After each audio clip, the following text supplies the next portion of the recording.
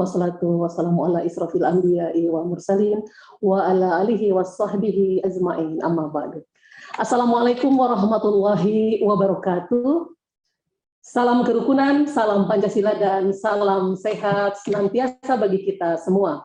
Sahabat obsesi, pemirsa Bimas Islam TV yang dirahmati Allah Subhanahu wa Ta'ala, alhamdulillah bersyukur dan bahagia rasanya saya, Dewi Anggraini, dapat menjumpai Anda kembali melalui program kesayangan kita, Obsesi, obrolan seputar soal Islam, bersama Direktorat Jenderal Bimbingan Masyarakat Islam, Kementerian Agama Republik Indonesia.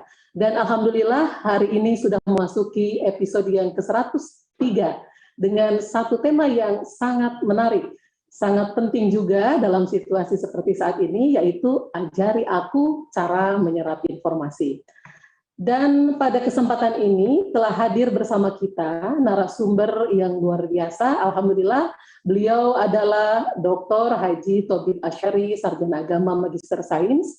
Beliau adalah pelaksana tugas Kepala Biro Data Humas dan Informasi pada Sekretariat Jenderal Kementerian Agama Republik Indonesia. Assalamualaikum warahmatullahi wabarakatuh, Pak Dr. Thobib. Waalaikumsalam warahmatullahi wabarakatuh, Mbak Dewi. Apa kabar, Mbak? Alhamdulillah baik, semoga kabar Bapak juga baik senantiasa, juga tim dan keluarga. Terima kasih Bapak berkenan hadir pada Obsesi pada kesempatan ini, dan tentu ini adalah salah satu orang yang tepat di Kementerian Agama Republik Indonesia yang berbicara tentang bagaimana sih kita menyerap informasi, seperti itu.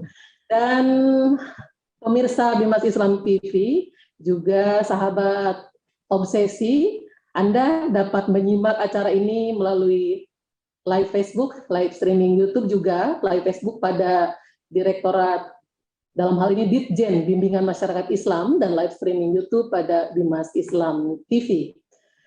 Dan Pak Dr. Thobib serta pemirsa, sebelum kita memasuki pada acara yang utama ini, sudah saya perkenalkan tadi ya bahwa beliau adalah pelaksana tugas Kepala Biro Data Humas dan Informasi pada Sekretariat Jenderal Kementerian Agama Republik Indonesia. Dan pada kesempatan ini, setelah pemaparan materi, akan ada dialog yang bisa disampaikan pada ruang interaktif yang ada pada baik live Facebook maupun live streaming YouTube yang tadi sudah saya sampaikan. Kemudian di bagian akhir akan ada kesimpulan atau pernyataan penutup dari narasumber kita. Baik, Pak Dr. Thobib, ini adalah tema yang relevan kapan saja, terlebih di era ya seperti saat ini, yaitu era teknologi informasi dan komunikasi dengan segala dinamikanya. Dan ya kita tahu bersama, tanpa dikatakan bahwa situasi saat ini, khususnya di Kementerian Agama juga, ya kita tengah bersentuhan dengan masalah pentingnya informasi dan komunikasi efektif ini. Ya, informasi sebagai sesuatu yang dipertukarkan di dalam komunikasi, tentunya ada dua pihak yang utama dalam hal ini, yaitu komunikator atau penyampai pesan dan komunikan atau penerima pesan. Nah, tentu saja kita menyadari bahwa komunikasi ini dikatakan efektif, manakala apa yang dimaksudkan oleh komunikator, oleh penyampai pesan, itu dipahami persis sama dengan apa yang diterima oleh penerima pesan atau komunikan.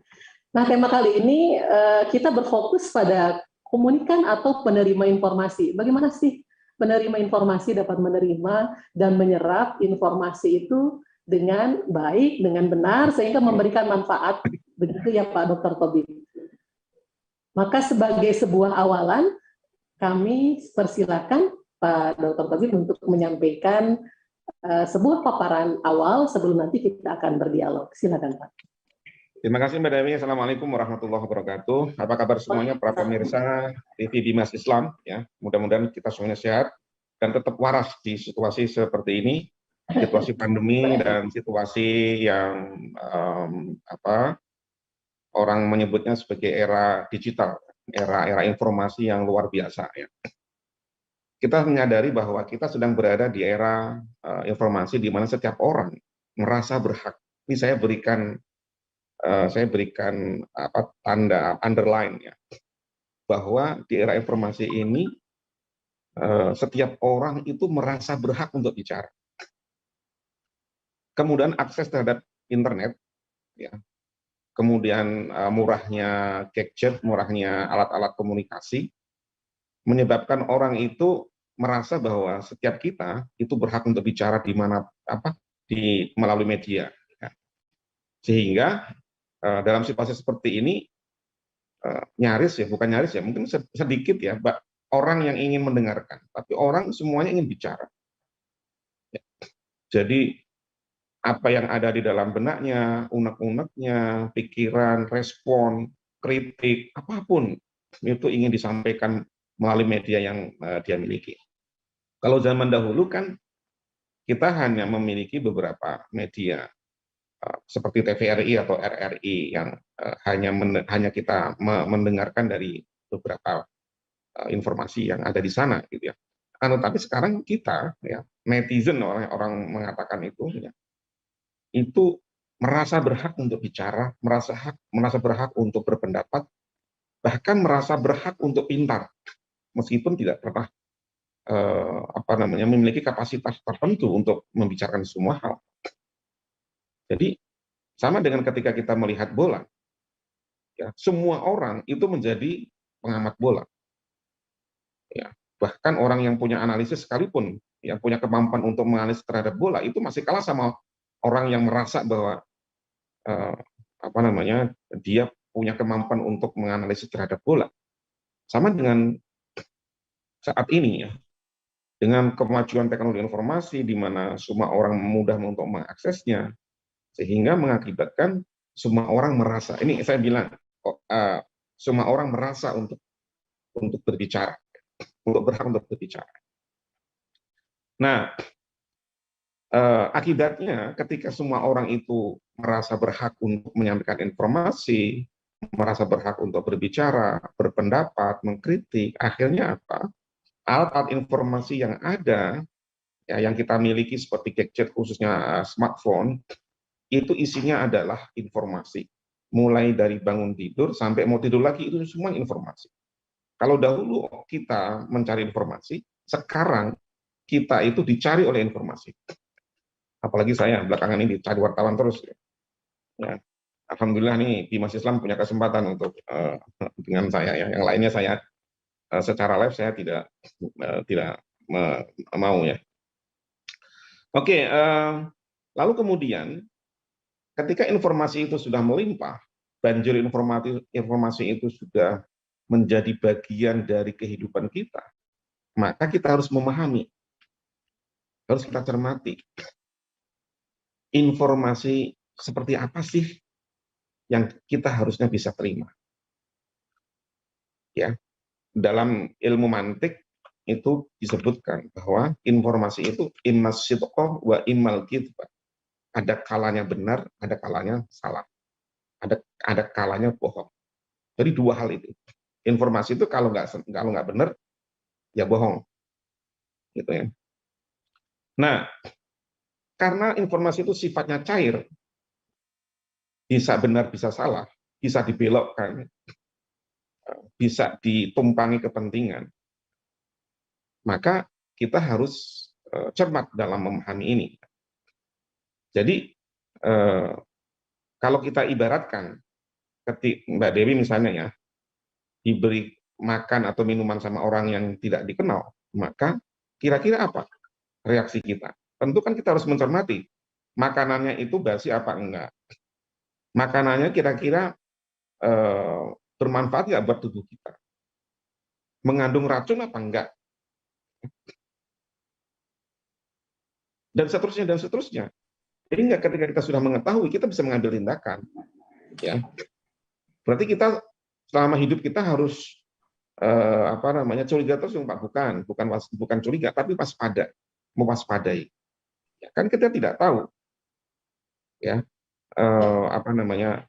makanan yang diberikan oleh orang yang kita tidak kenal, jangan-jangan memang itu mengandung racun, mengandung yang bisa membuat tubuh kita itu menjadi sakit atau bahkan bisa melemahkan tubuh kita.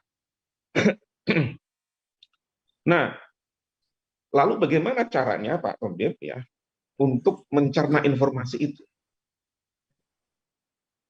Tadi pertanyaannya Mbak Dewi, bagaimana Ya, caranya kita mengolah, menerima supaya informasi atau berita itu bisa bermanfaat buat kita, lalu kemudian kita bisa share dan memberikan apa namanya kebaikan buat orang lain. Nah, saya ingin memberikan apa namanya cara dengan metode yang dulu para ulama itu lakukan.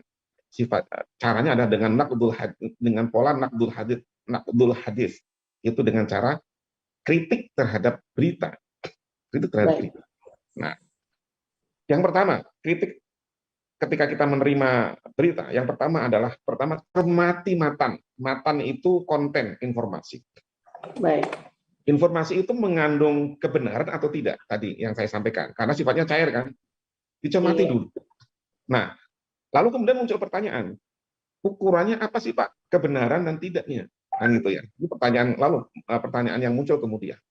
Ukurannya apa? Benar dan tidak itu apa? Nah, ini ada. Pertama adalah lihat dulu konten itu. Benar atau tidak itu dengan cara apa? Sesuaikan atau cek dulu, cross check dulu, apakah informasi itu atau berita itu sesuai fakta atau tidak. Tentu yang bekerja ini adalah akal dan rasa kita. Benar apa Ya. enggak? Kalau misalnya beritanya di suatu tempat, memberitakan tentang sesuatu, tentang kejadian sesuatu, maka bertanyalah kepada orang yang memang menyaksikan di sana. Di cross check, benar enggak? Gitu. Kalau kita tidak mampu untuk meng-cross check itu, jangan pernah meyakini atas kebenaran sebuah informasi. Cek dulu kebenarannya. Ya. Lalu kemudian, ini yang paling penting, berita itu atau informasi itu masuk akal atau tidak? Sudah benarkah informasi atau berita itu sesuai dengan apa namanya metode-metode logika kita? Masuk akal apa enggak? Lalu kemudian ketika kita menerjemahkan atas suatu informasi, sudah benar tidak tafsir-tafsirnya? Nah, ini memang dibutuhkan kecerdasan di dalam menerima informasi. Sehingga kita tidak boleh menelan begitu saja. Jadi kita dibutuhkan sedikit waktu untuk mencermati itu masuk di akal atau tidak. Ketika misalnya apa namanya ada sebuah tafsir suatu peristiwa, maka benar nggak itu sudah memenuhi kriteria dalam sebuah tafsir terhadap satu kejadian, gitu ya. Jadi kalau kita dalam dunia akademik itu ada namanya hermeneutik, ya. Bagaimana cara kita memahami tentang sebuah teks, bagaimana cara memahami sebuah apa namanya kalimat orang menyampaikan apa dan seterusnya. Ya. Nah, dan yang ketiga, ketika sudah lihat faktanya masuk akal apa tidak, ini tahayul atau buat-buat, ya, ini imajinasi atau apa namanya yang dirangkai dalam satu kalimat yang seakan-akan kebenaran, masuk akal apa tidak. Yang ketiga ini adalah ada nggak dasar keilmuannya? Kalau misalnya ada sebuah artikel menyampaikan seakan-akan ada sebuah kebenaran, misalnya menyadur pendapat ini, pendapat itu, ternyata begitu dilihat marojeknya atau referensinya itu tidak benar. Dan itu banyak, seakan-akan benar gitu ya. Seakan-akan benar. Setelah dicek itu ternyata, oh ternyata nggak begitu gitu, bahwa itu hanya seakan-akan aja untuk mendukung tujuan apa yang penulis atau orang yang ingin apa namanya melakukan apa namanya pemberitaan sesuai dengan tujuannya. Yang kedua, setelah kita memahami tentang kontennya atau matannya, yang kedua adalah cermati sumbernya informasi itu. Sumber informasi itu adalah profil kredibilitas orang yang menyampaikan informasi. Jadi kita harus kalau dalam sebuah hasanat dalam hadis riwayat hadis itu yang dilihat itu adalah tentang kredibilitas atau sikoh atau tidak. Dia dapat dipercaya apa tidak. Kalau misalnya seseorang itu sudah terkenal dari dulunya tuh tidak bisa dipercaya, mau ngomong apa saja itu susah untuk dipercaya. Karena memang sudah di backlist oleh sistem sosial kita. Oh, orang ini kalau bicara sudah nggak benar, gitu ya. Maka kita harus cermati tuh orang itu siapa yang bicara. Jadi tokohnya siapa yang bicara. Karena setiap orang itu punya track record, punya masa lalu, punya kemampuan, punya kapasitas yang bisa dibaca oleh publik. Apalagi sekarang ada Google yang bisa dicari. Misalnya namanya Anton yang bicara, kita tinggal cari aja Anton. Antonnya misalnya Anton apa namanya siapa gitu ya. Anton Sulistyo misalnya, gitu. Tinggal dicari aja Anton Sulistyo itu siapa. Lalu latar belakang pendidikannya apa, kebiasaannya apa. Apakah dia itu influencer, apakah dia itu seorang ulama, apakah dia itu seorang akademisi, atau orang hidup di desa, dan seterusnya. Kita bisa mencarinya dengan mudah. Karena hidupan kita yang kita menggunakan handphone sudah terkoneksi dengan Google, itu dengan mudah perilaku-perilaku maya kita itu sudah diketahui oleh mereka, karena sudah ada artificial intelligence yang bisa diketahui seseorang itu kebiasaannya apa, yang diakses apa namanya di internet tuh apa saja, web apa saja, apa web yang bagus-bagus atau web yang jelek-jelek, yang buruk-buruk, yang kotor-kotor dan lain-lain. Lalu kemudian bisa dicek juga latar belakangnya dia di media sosial seperti apa. Ya, maka dalam Islam itu kan ada sebuah ayat Al-Qur'an tuh yang menyampaikan gini ya, dalam surat Al-Hujurat ayat 6 ya. Ya ayyuhalladzina amanu idza in ja'akum fasiqun binaba'in fatabayyanu an tusibu qauman bijahalatin fatusbihu 'ala ma fa'altum nadim. Jadi kira-kira begini, kira-kira itu kan artinya itu gini. Wahai orang-orang yang beriman, ketika semuanya kita orang beriman, kalau ada orang yang datang, orang fasik yang datang membawa berita, jangan lupa fatabayyanu, cross check dulu benar apa enggak. Nah, meng-cross check-nya ini memang butuh kemampuan, butuh kesabaran, butuh ketelitian. Karena apa? Banyak orang yang berpendidikan, tapi dia tidak memiliki kemampuan dalam menyaring informasi. Saya banyak ya, profesor doktor bahkan, profesor doktor itu.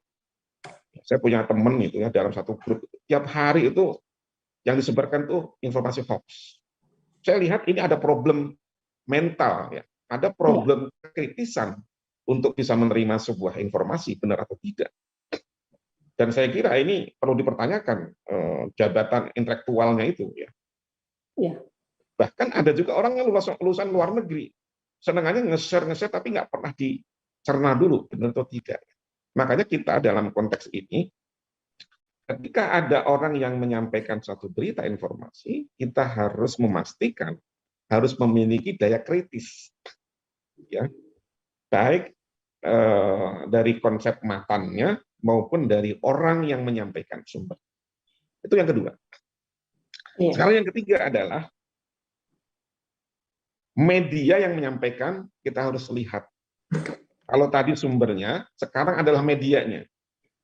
Kita kan hidup di era informasi.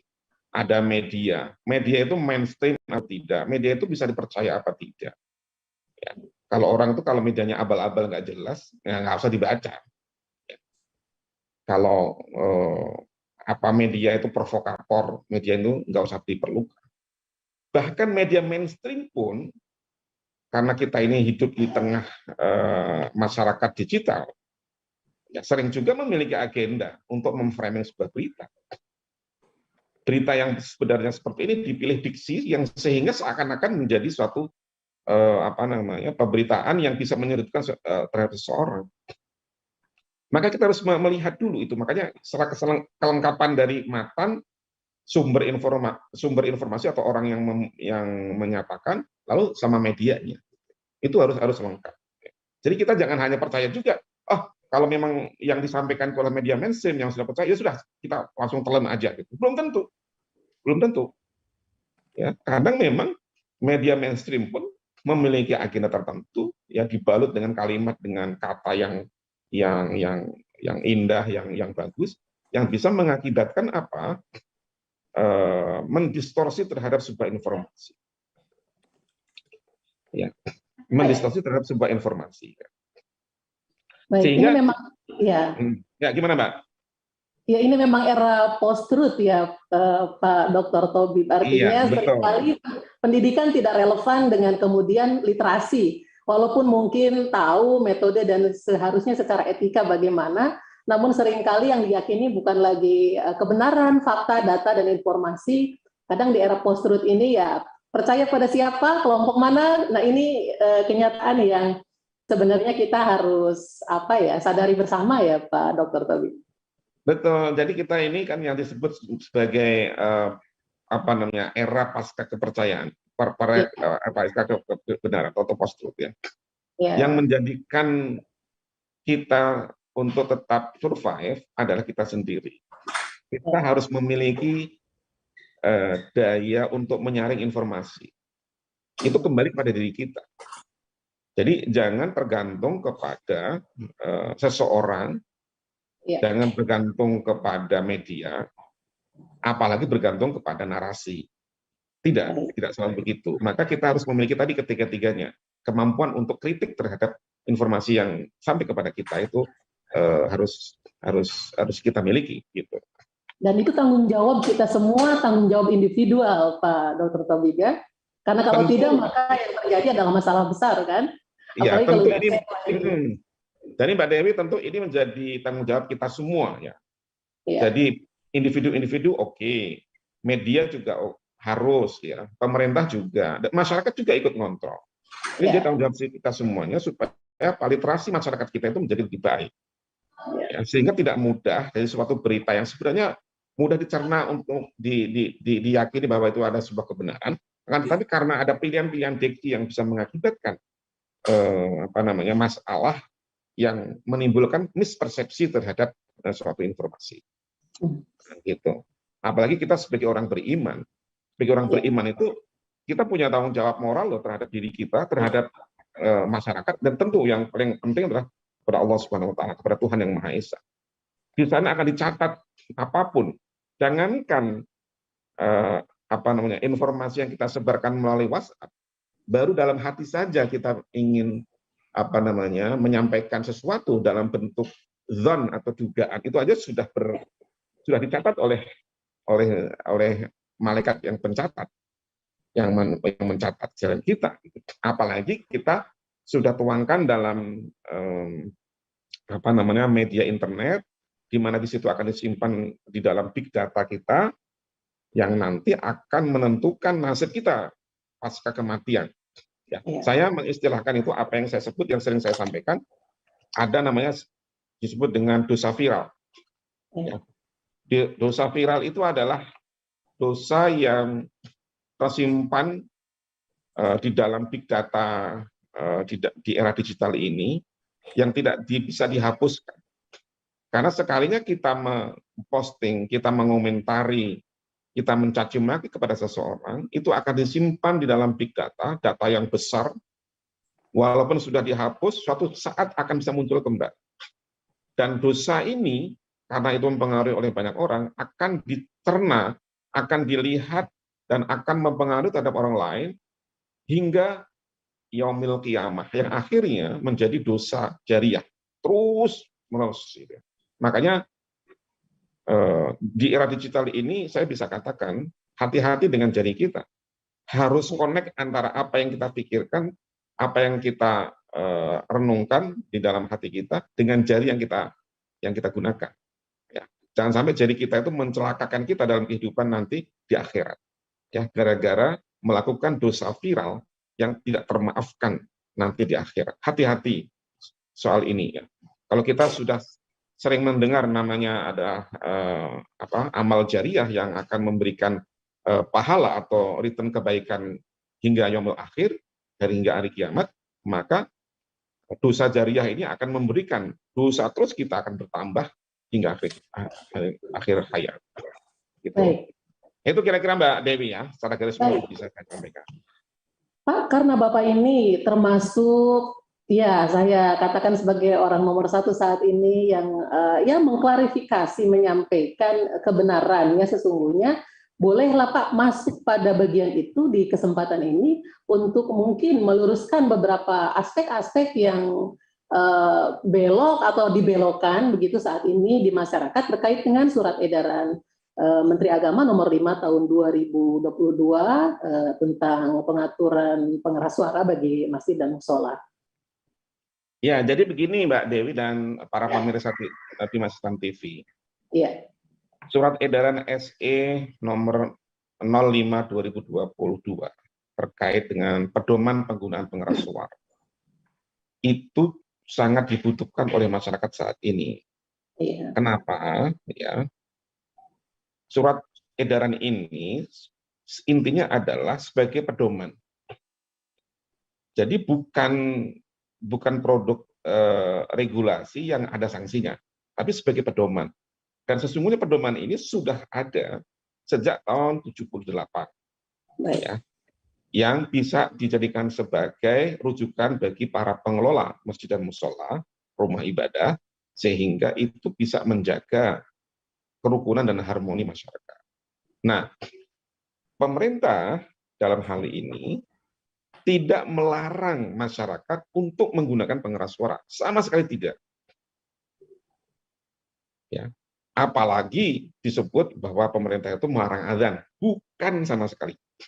Kita ini semua orang beriman, ya, mendengarkan azan dengan suara yang sangat anggun, nikmat sekali buat kita.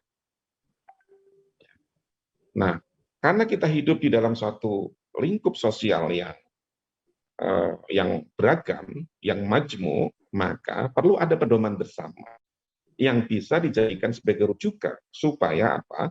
Supaya dalam kehidupan kita itu, dalam kehidupan keberagaman kita itu menjadi nyaman. Jangan sampai kita beribadah justru mengganggu bagi orang lain. Gitu. Karena ibadah itu selain kita menautkan hati kita dan pikiran kita kepada Allah Subhanahu wa taala, kepada Tuhan, kita juga harus menautkan kepada kehidupan sosial.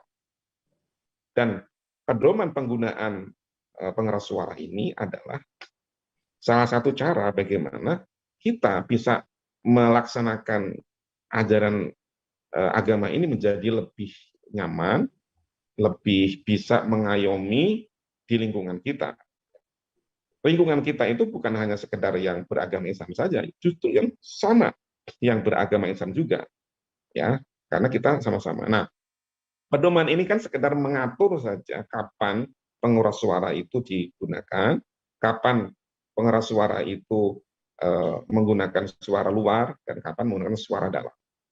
Yang sering menjadi persoalan adalah ketika penggunaan suara luar yang kurang memperhatikan terhadap lingkungan.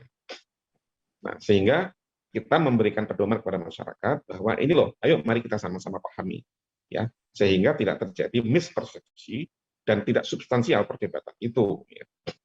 Ya, kalau soal apa yang disampaikan perdebatan belakangan ini, saya sudah membuat rilis, sudah saya sampaikan. Dan saya kira masyarakat sudah memahami secara detail ya apa yang dimaksud oleh Pak Menteri Agama terhadap hasil wawancara pada saat di Pekanbaru. Kira-kira gitu ya Mbak Dewi ya. Baik. Nah, sebenarnya kan masyarakat dari apa yang disampaikan oleh Pak Tobi tadi, seharusnya masyarakat ya pertama-tama mengecek pada sumbernya ya, pada komunikatornya, pada isi pesan yang sebenarnya, yaitu surat edaran itu sendiri nomor 5 tahun 2022. Namun kelihatannya yaitu tadi, orang lebih senang dengan entah apa ya, itulah mungkin karena fenomena di era pasca kebenaran itu bukannya mengecek kepada sumbernya yang sesungguhnya, namun lebih mendengarkan pada sumber-sumber lain yang ingin dipercaya. Seperti itu. Tapi tadi Pak Dr. Tebi sudah menjelaskan begitu rupa dari sudut pandang, dari perspektif sebagai seorang Muslim, sebagai orang beriman, dan tentu saja dari perspektif hukum juga jangan lupa ya Pak, ya ada undang-undang ITE dan sebagainya yang itu juga harus kita sadari bersama di dalam kehidupan bermasyarakat, berbangsa, dan bernegara. Ada hukum positif juga yang sebenarnya harus kita sama-sama jaga gitu ya. Ya betul. Iya, dan tentang media tadi kan, media juga sebenarnya tidak hidup di ruang hampa ya. Tentu kita harus menyadari bahwa ada perspektif, sudut pandang, angle, fokus, ada visi misi masing-masing media. Namun sekali lagi media juga tadi Pak Dr. Tobi mengingatkan bahwa ya ada ukurannya gitu, apakah medianya resmi atau tidak, yang syaratnya itu berbadan hukum atau tidak misalnya, selain ukuran-ukuran tadi itu. Dan pemirsa Bimas Islam TV juga pecinta obsesi, penyimak setia obsesi, Anda dapat berinteraksi melalui live Facebook dan live streaming YouTube. Live Facebook pada Ditjen Bimbingan Masyarakat Islam, live streaming YouTube sebagaimana yang Anda tengah ikuti di Mas Islam TV, tentu pada kolom komentar yang ada. Kita tengah berbincang-bincang dengan Dr. Tobi Al-Asyar, dan sebagaimana tadi saya perkenalkan bahwa beliau adalah selain merupakan PLT Kepala Biro Humas Data dan Informasi Kementerian Agama Republik Indonesia, merupakan Kepala Bagian Tata Usaha Pimpinan Biro Umum Sekjen Kementerian Agama Republik Indonesia. Mungkin belum sempat tadi saya perkenalkan Pak, dan sebelumnya beliau juga merupakan Kepala Bagian Kerjasama Luar Negeri, Biro Hukum dan Kerjasama Luar Negeri pada Sekjen Kementerian Agama Republik Indonesia, juga merupakan Kepala Bagian Organisasi Kepegawaian dan Hukum, Sekretariat Direktorat Jenderal Bimas Islam, Dirjen Bimas Islam Kementerian Agama, dan Kasubag Sistem Informasi, Bagian Perencanaan Data, Sistem Informasi, Sekretariat Direktorat Jenderal Bimas Islam Kementerian Agama. Artinya memang sudah malang melintang di dunia informasi. Selain beliau adalah penulis buku yang sangat produktif, juga banyak artikel beliau dengan latar belakang pada UIN Syarif Hidayatullah dan Universitas Indonesia. Pemirsa, saya perkenalkan beliau lebih jauh ya, dan Pak Dr. Tobi, apa yang disampaikan tadi dari sudut pandang Islam sebenarnya sejalan juga. Kalau orang, mungkin penonton kita juga ada yang mengacunya dengan, ya katakanlah filsafat ilmu di Barat, sama saja ada etos, pathos, logos gitu Pak ya, dari Aristoteles. Artinya harus melihat kredibilitas atau etika, kemudian logika atau fakta, dan aspek emosi atau perasaan, atau mungkin tadi nilai kebenaran yang harus diukur. Jadi dari sudut pandang manapun sebenarnya ada tanggung jawab yang harus dipegang oleh semua warga kita, Pak ya, dalam menerima informasi ini. Mau dengan perspektif sebagai seorang Muslim atau nilai ukuran moral yang lebih universal sekalipun, tidak bisa semena-mena kemudian dengan hawa nafsu gitu menerima informasi, menyebarluaskannya kembali tanpa tahap-tahap tanggung jawab yang tadi sudah disampaikan tadi. Baik, apakah sudah ada pertanyaan yang masuk? Bisa kita lihat dulu di media kita. Baik, sudah ada Pak. Bagaimana sikap kita terhadap adanya pelanggaran terhadap Surat Edaran Nomor 5 Tahun 2022? Seperti itu, Pak Dr. Tobi, walaupun tadi sebenarnya sudah sempat disinggung bahwa ini bukan hukum positif ya, tapi ada netizen kita yang baru bertanya. Silakan. Iya, saya ingin menegaskan kembali bahwa ini adalah pedoman yang tidak ada sanksinya. Akan tetapi, yakinlah, percayalah bahwa apa yang dilakukan oleh pemerintah ini, oleh Kementerian Agama, ini demi kemaslahatan. Tentu bagi masyarakat yang tidak melakukan atau tidak mengikuti terhadap aturan ini, ya memang tidak ada sanksinya di dalam SE itu, karena kan sifatnya surat edaran. Ya, kita melakukannya dengan cara pembinaan. Kita ini kan memiliki penyuluh agama di kecamatan, kita memiliki para pejabat pimpinan di kecamatan, di Kemenak Kabupaten Kota, di Kanwil. Kita juga punya mitra atau stakeholder seperti ormas keagamaan, seperti MUI, DMI, Dewan Masjid Indonesia, dan lain-lain. Nah, kita melakukan pembinaan secara terus-menerus pada masyarakat, khususnya di masyarakat yang heterogen ya, yang plural, yang majmuk ya. Tentu ketika di masyarakat yang sangat heterogen ini yang memang perlu mendapatkan perhatian. Sementara kalau misalnya di satu perkampungan yang di mana di situ ada ada persetujuan dan lain-lain dengan pola pendekatan yang berbeda, ya tentu ini semua dikembalikan kepada masyarakat. Ya, akan tetapi kita juga harus bisa memahami bahwa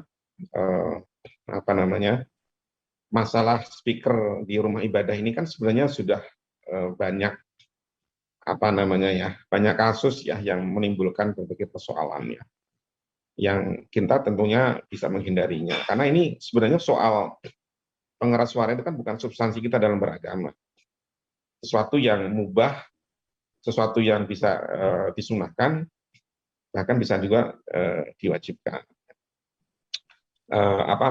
bukan diwajibkan, maaf ya, jadi bahkan bisa tidak dibolehkan ya.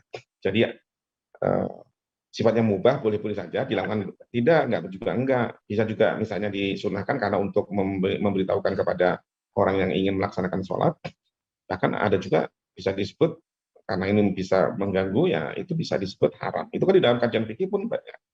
Nah, kita yang paling pokok kan sebenarnya kita ini bagaimana kita memiliki feel, punya rasa di mana dalam beragama kita itu diperlukan agar beragama kita itu menjadi lebih nyaman ya, menjadi rahmat bagi lingkungan kita, bagi sesama yang beragama sama maupun beragama yang berbeda gitu ya. Sehingga istilahnya kita melaksanakan ajaran agama kita itu tidak menjadi gangguan bagi orang lain. Kira-kira gitu ya, Mbak ya. Gambaran yang bisa saya sampaikan. Iya. Ya, sebenarnya juga kalau dipikirkan apa manfaatnya begitu Pak ya, ketika kita mempersepsi informasi menurut hawa nafsu kita, sementara yang dimaksudkan oleh komunikator bukan seperti itu. Nah, ini kan menjadi sesuatu yang menyesatkan diri kita sendiri. Syukur dalam tanda petik kalau diri sendiri, tapi jika mengajak-ngajak orang banyak, ini kan jadi masalah.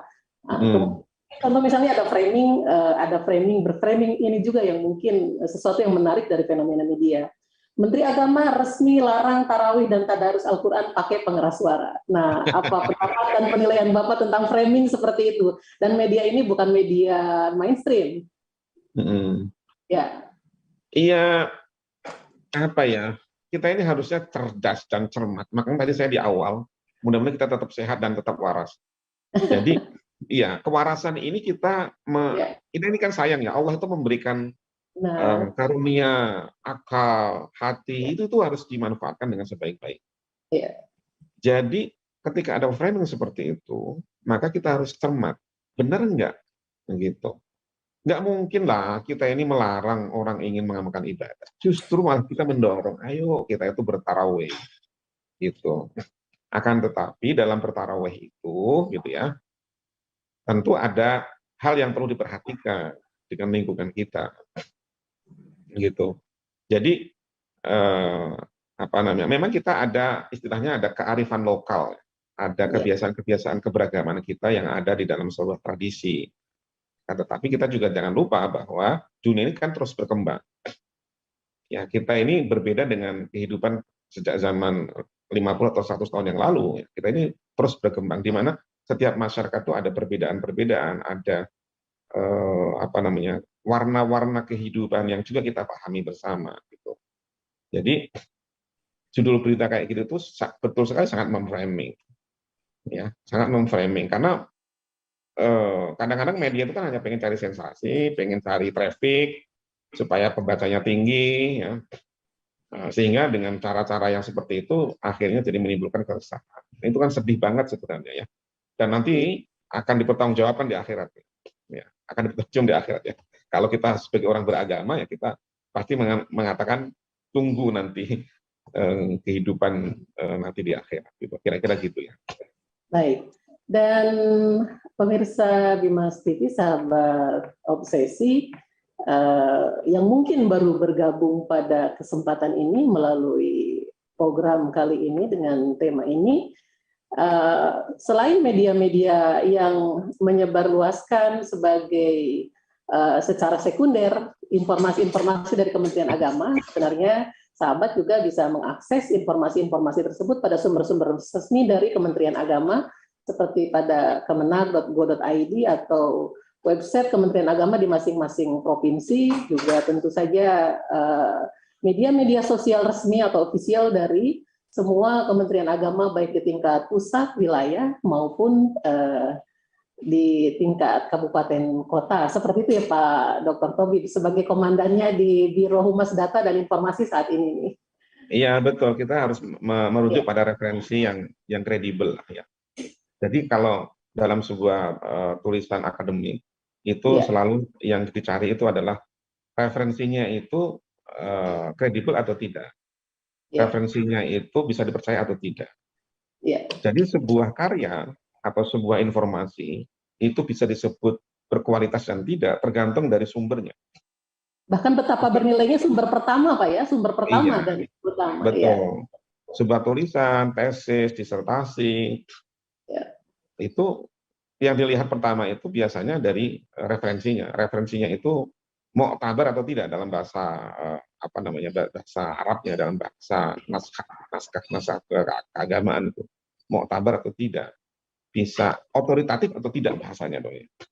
Kalau memang sumbernya itu tidak otoritatif, orang yang mengatakan itu sudah diketahui bahwa seseorang itu punya celah sejarah kehidupannya, ya kita nggak perlu untuk meyakini itu. Nah, kalau toh misalnya Mbak Dewi, ini penting nih, kalau toh misalnya informasi itu benar, ya bermanfaat nggak ketika kita menyebarkan kepada orang lain? Oke, bermanfaat bagi kita, ya. Tapi pertanyaan lanjutan adalah, kira-kira kalau misalnya itu saya sebarkan, bermanfaat nggak kepada orang lain? Belum tentu juga, kan? Bisa bermanfaat buat kita, belum tentu bermanfaat kepada orang lain. Makanya kehati-hatian kita, yang pertama adalah prosesnya kita mencerna informasi, yang kedua adalah ketika kita meng-share. Ya, proses sharing ini, proses mengfilter ini itu sangat amat penting sebelum kita meng-sharing atau berbagi. Sehingga berbagi memang baik. Berbagi memang baik, tapi ingat, kebaikan itu sifatnya multitafsir dalam informasi. Ya. Kalau Mbak Dewi itu berbagi rezeki, berbagi sedekah, berbagi sembako kepada orang lain, itu pure 100% bermanfaat pada yang menerima. Kecuali misalnya punya tujuan lain, misalnya Mbak Dewi, tujuannya karena Mbak Dewi pengen menyalon sebagai seorang pemimpin di satu desa, misalnya gitu. Itu lain lagi urusannya. Itu rusaknya bukan sekedar rusak antar person to person, tapi sistem yang akan rusak. Karena ada tujuan dari kebaikan yang dia lakukan. Tapi ketika informasi itu kita ingin sebarkan kepada orang lain, maka tidak serta-merta orang yang kita bagi informasi itu lalu kemudian mendapatkan manfaat. Tidak serta-merta. Ya, baik buat kita, belum tentu baik buat orang lain. Gitu. Makanya kita harus mesti hati-hati ya. Jari ini harus connect dengan pikiran kita, dengan hati kita, supaya kita ini tadi tidak terjebak sebagai orang yang membuat jadi kehidupan ini menjadi lebih rumit lagi karena gara-gara jari kita. Baik, ada prinsip sederhana yang sebenarnya kita sering dengar tadi sebagaimana disampaikan oleh Pak Dr. Tobi, itu saring sebelum sharing. Namun kita seringkali terbawa nafsu kita untuk segera share begitu ya, tanpa melakukan sharing itu.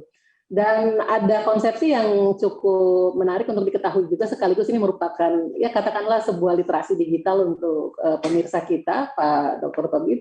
Ada misinformasi dan ada disinformasi ya. Jadi ya misinformasi itu kan informasinya keliru, tapi orang yang menyebarkannya percaya bahwa itu benar. Kemudian ada juga disinformasi, informasi keliru dan orang yang menyebarkannya tahu bahwa itu salah, tapi tetap menyebarkannya. Nah ini bagaimana menjelaskan lebih jauh dan mengkontekstualisasikan serta membuat kita semua lebih menyadari dan ya lebih punya tanggung jawab moral seperti yang disampaikan tadi panjang lebar oleh Pak Dr. Tobi. Gini Mbak Dewi, kita Ya, hidup di era digital di mana kita bergantung kepada yang disebut dengan alat-alat teknologi, seperti benar. smartphone ini yang kita punya, laptop Iya, seperti Mbak Dewi punya.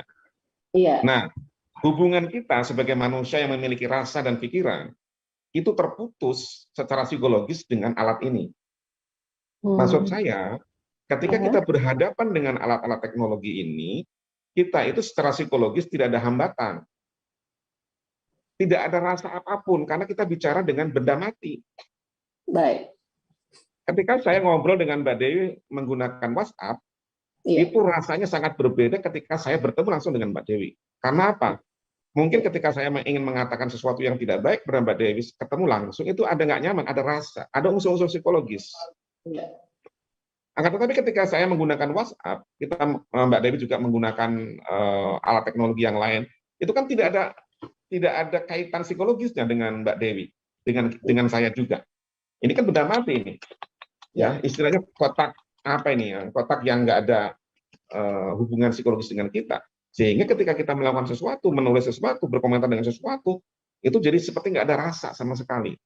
Mhm. Kejadian beberapa kali seorang pegawai, seorang apa namanya pekerja, tiba-tiba dia mengatakan sesuatu yang tidak layak kepada seorang ulama besar di Jawa Tengah misalnya gitu, dengan mengatakan mohon maaf misalnya kata endasmu gitu ya, beberapa Iya, waktu yang lalu ya. iya. Itu luar biasa. Karena apa? Karena memang tidak ada kaitan psikologisnya kita dengan gadget ini. Coba ketika Mhm. misalnya ketemu dengan seorang tokoh ulama tadi, ketemu cium tangan, aduh ya Allah, saya minta doanya Pak Kiai, minta doa, mohon berkahnya dan lain-lain.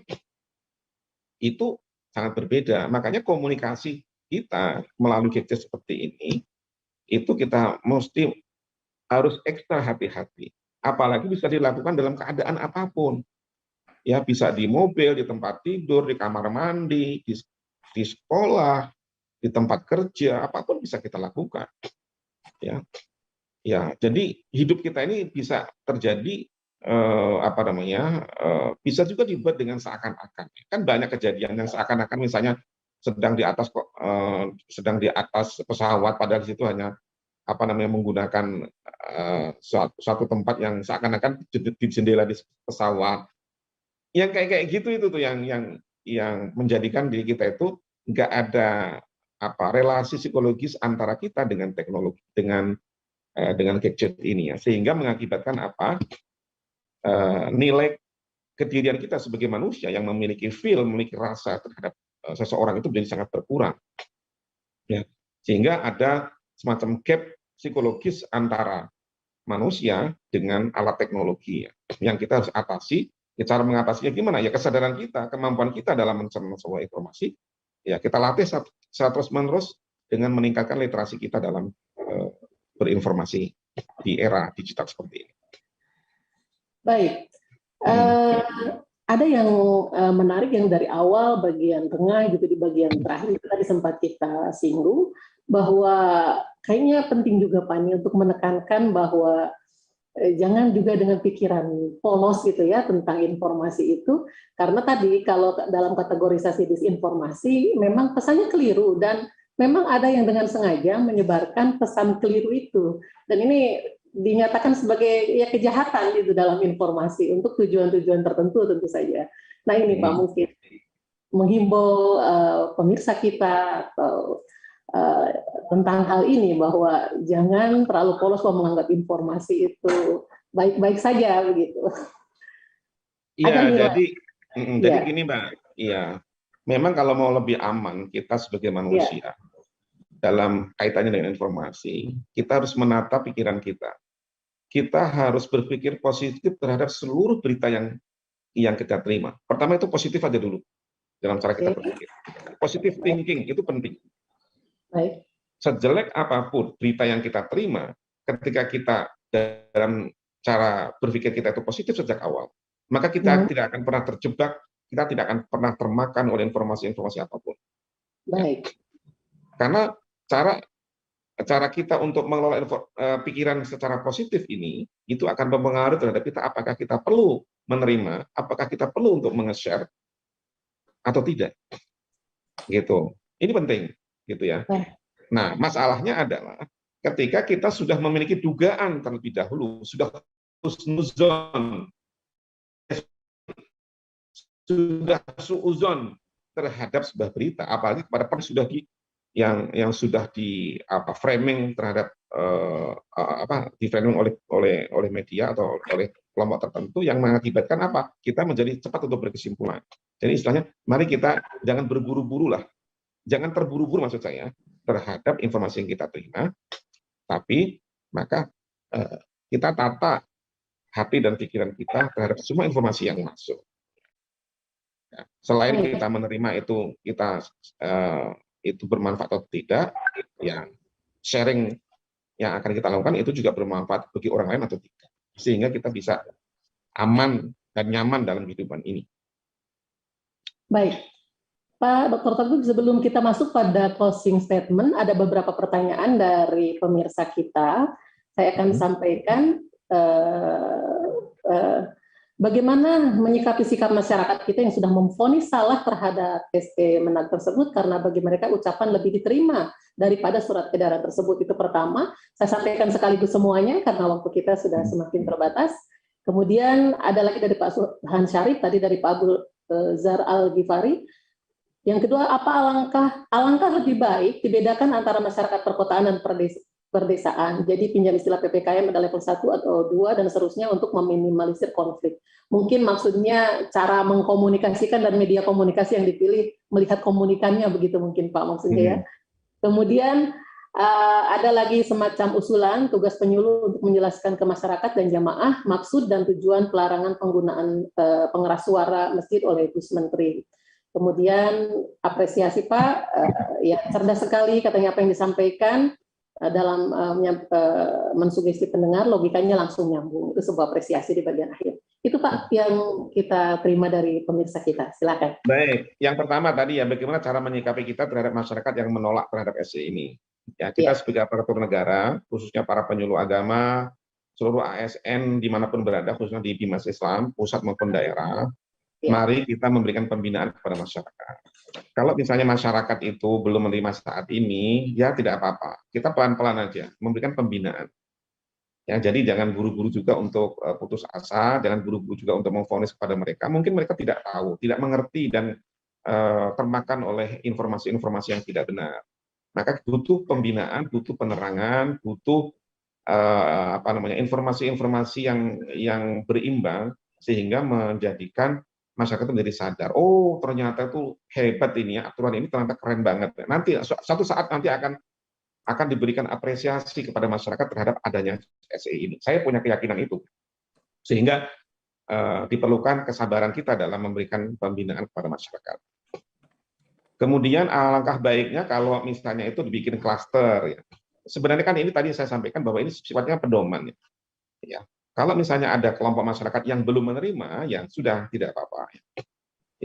Yang paling penting itu adalah mereka tidak memahami secara salah terhadap SE ini. Ya. Oke, mereka misalnya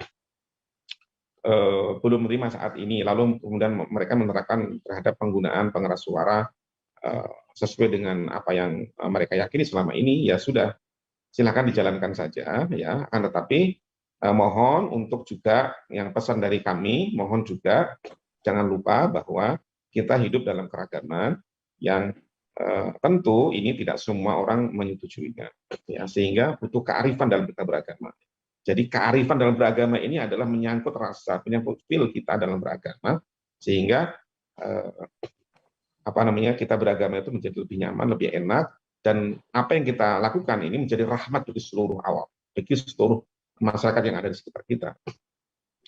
Nah, lalu kemudian peran para penyuluh, ya tentu saja para penyuluh agama sangat diharapkan untuk bisa memberikan penyuluhan kepada masyarakat, membuat video-video pendek yang bisa menjelaskan, membuat infografis, membuat artikel-artikel, menyampaikan ceramah-ceramah yang menyejukkan bahwa tujuannya adalah seperti ini. Kita jangan keluar dari substansi yang mengakibatkan misinformasi yang menjadikan kehidupan keagamaan kita itu menjadi gaduh, gitu ya, yang akhirnya kita tidak bisa hidup lebih tenang, bahkan membicarakan sesuatu yang tidak substansial gitu ya.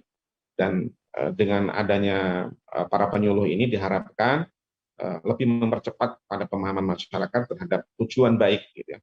Tujuan baik itu bisa diterima dengan yang baik.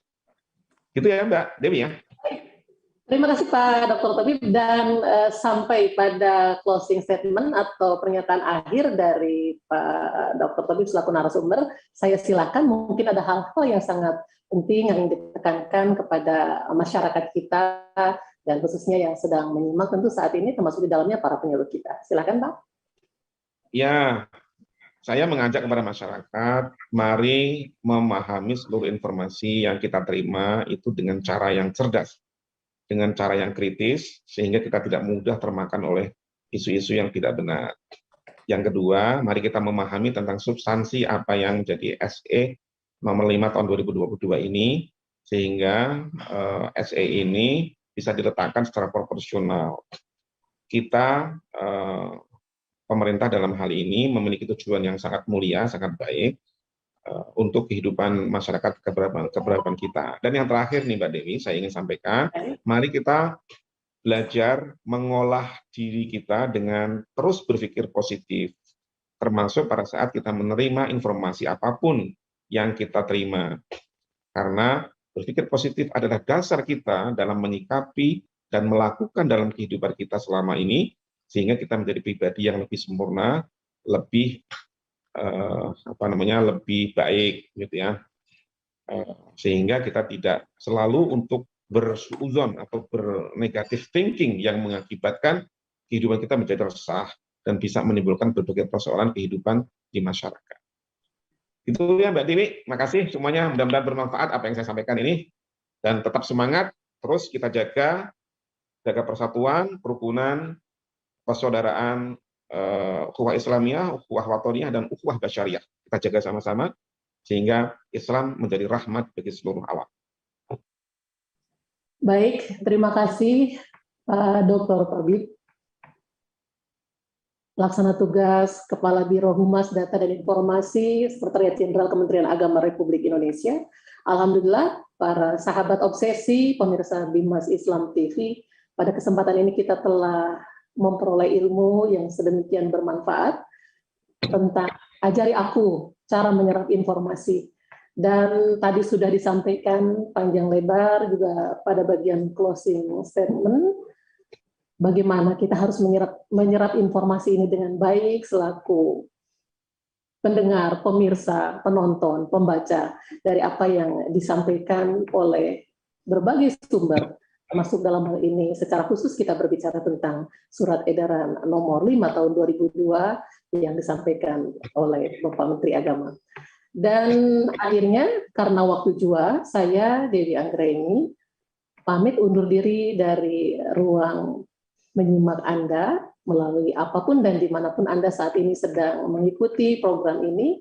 Terima kasih atas kesetiaan Anda mengikuti obsesi, obrolan seputar soal Islam yang sudah memasuki episode lebih dari 100 kali ya. Dan sampai jumpa pada episode selanjutnya dengan berbagai tema aktual lainnya dan bermanfaat bagi kita semua. Terima kasih Pak Dr. Tabib. Sama-sama Mbak Dewi, terima kasih semuanya. Assalamualaikum warahmatullahi wabarakatuh. Assalamualaikum warahmatullahi wabarakatuh. Salam kerukunan, salam Pancasila, dan salam sehat senantiasa bagi kita semua.